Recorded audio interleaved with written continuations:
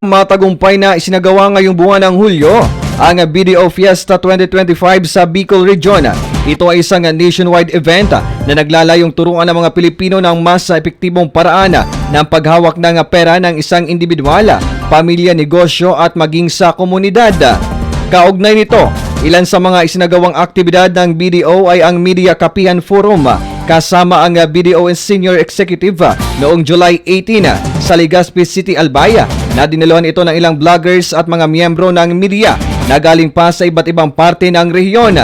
Sa pagpupulong ay isa sa mga tinalakay ang benepisyo ng paggamit ng BDO Network Bank sa pangunguna ni Jovi Francia, ang Senior Manager, Region Sales Head ng Bicol Region.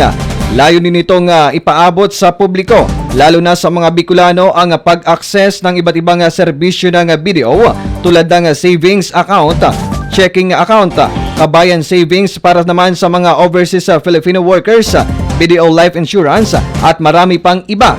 Samantala, isang araw matapos ang forum, ipinagpatuloy pa sa parehong lalawigan ang BDO Fiesta 2025, isang bigger BDO Fiesta Culmination Day and Thanksgiving Concert. Natampok na bisita ang sikat na aktor at TV host na si Alden Richard sa isang mall sa Legazpi City, Albay.